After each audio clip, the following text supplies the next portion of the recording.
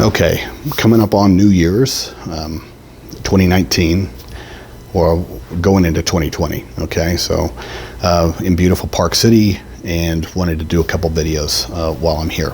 Okay, so this question, it's a good one because we run into this a lot, to where a school system, if you have an advocate or if you're a parent and you're going out and getting your own private evaluations, that the school will come in and say, well, we need to know exactly what evaluations you're getting done privately, and you need to hand those over to us. Well, I don't like, bully remarks like that, but there's a reason why they ask for those, and it's very logical. Okay, it's just that they need to do a better job communicating why they want them.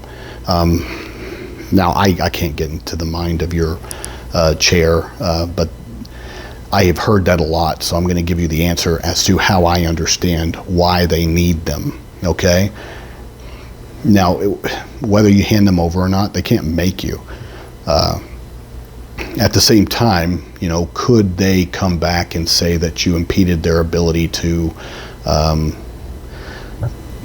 a full array of evaluations, or you were an obstacle in their ability to provide the child with a free and appropriate public education? Yeah, they could do stuff like that. I'm not saying that it would be a winning argument, but I'm just telling you that, never be shocked by a defense or an excuse from a school district.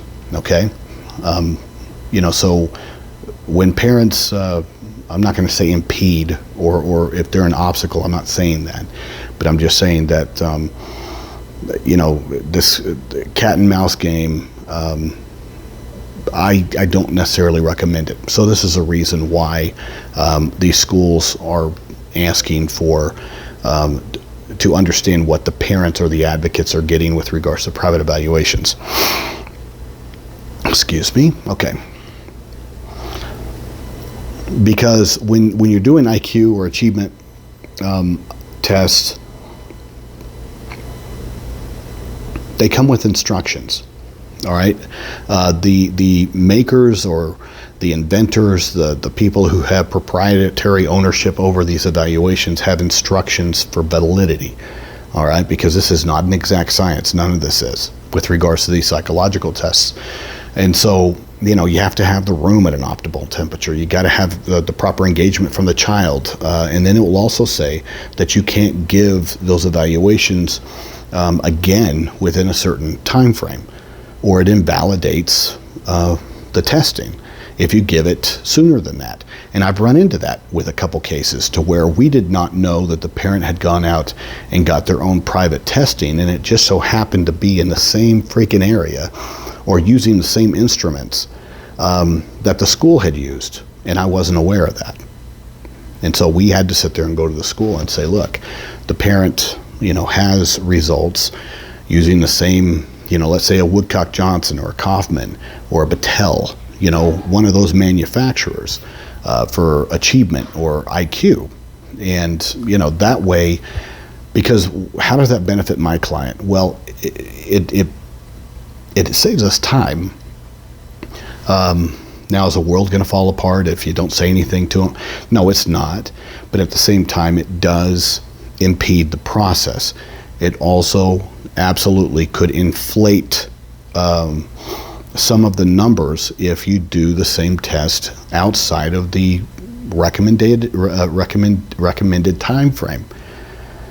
All right, so you also don't want invalidated or inflated numbers.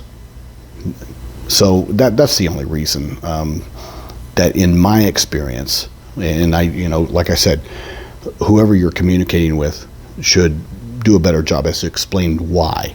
But that would be the reason. It would be the only logical reason, and one that I absolutely completely understand.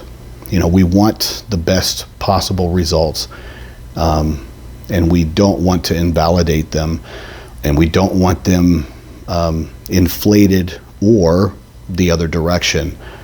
We want the best possible results, and that's why everybody sort of got to be on the same page as to what the school is going to be using with regards to their testing instruments.